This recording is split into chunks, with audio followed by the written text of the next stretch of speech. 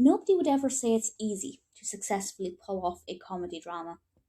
But unfortunately, I don't think the 2020 film Half Brothers has done a very good job with this. I didn't hate the film, but there are a lot of things about this that I thought were poor decisions that could have been done a lot better. This is directed by Greenfield and stars Gerardo Méndez as Renato and Con Del Rio as Asher. And I'll read the description from IMDb. I'll talk around it. I'm not going to give any spoilers, but I don't think I'm going to recommend it unless there's something specific about this that draws you in. Otherwise, I wouldn't really bother with it. So the description is as follows. Renato, a Mexican aviation exec, is shocked to learn he has an American half-brother he never knew about, the free-spirited Asher. They are forced on a road trip together, tracing the path their father took from Mexico to the US. So, when Renato was a young boy, his father had to leave him because there were no jobs, and he went off, of course, to find jobs in the US.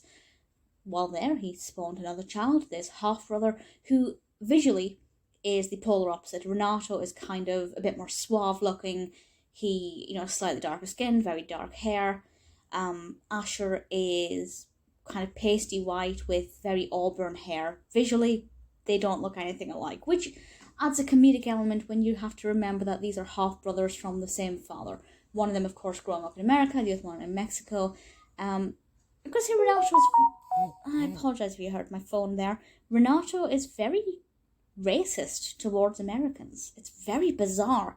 And I'm not saying that everything he says is incorrect, but he's very nasty about Americans. And I don't know why the film got away with that, whereas if the tables were turned and Asher was saying all of these horrible stereotypes about Mexicans, wouldn't really go down the same way. So I think, it's not very balanced with that regard. They do go on this road trip to try and, they have to deliver something. And that takes them on this journey that their father would have taken from Mexico to the US. And en route, they get into all kinds of bother and meet people who knew their father. And they spend time together, slightly bonding, but largely Renato just being annoyed at everything in the world. I really hate Renato. Apart from the whole racism aspect, he is just outright selfish. There's this scene in the beginning, it's not really a spoiler, but he threatens to buy all of the donuts in this coffee shop and then throw them in the bin. I thought, yeah, buy them so other people can't have them if you're trying to be selfish, but don't waste food. You're just an arrogant word I can't say on YouTube. I hated him from the word go, and because of that, I hated him throughout the entire film because it's, first impressions count. But also he was very true to his own personality all the way throughout of it.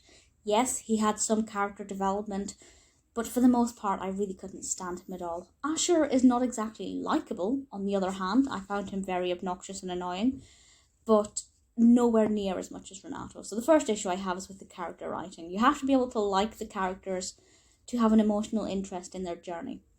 I didn't find it funny at all. I found the scene with the goat very bizarre. Although cute. Very, very cute. And the mystery element of it, as they unravel things on the journey, I thought it was interesting, but it may be a little historically interesting. But for the narrative, I wasn't hooked. I didn't care where they were going. I didn't care what the final outcome would be. Mostly because I didn't care about the characters. I could not have cared less about them. Did I care that they bonded as half-brothers? Not even a little bit. The other thing that I think was a very bad decision, though I understand why they did it, but some of the time, certainly near the beginning, Renato's talking in Spanish, and then he'll switch back to English when he's talking to somebody else, and it goes back and forth, and it just means that you have to constantly go back and forth between subtitles and non-subtitles, unless, of course, you're a Spanish speaker. I am not. And I love foreign language films with subtitles, but not when it's a mix in the same film. I find it really jarring and uncomfortable, but thankfully that didn't last the whole film. It took 45 minutes for me to actually start to enjoy this. I persevered because I was hoping it was going to be good, but it took 45 or 50 minutes, I can't remember exactly, for me to finally think, oh, actually, maybe this is alright. But quickly that changed and I started not liking it again. The narrative is very poorly written. The characters are even worse. The technical aspects, the way it's shot, the sound effects, the music, the acting, all of that is good. But from a narrative perspective, and from me judging it as a writer, it's quite weak and has kind of let itself down.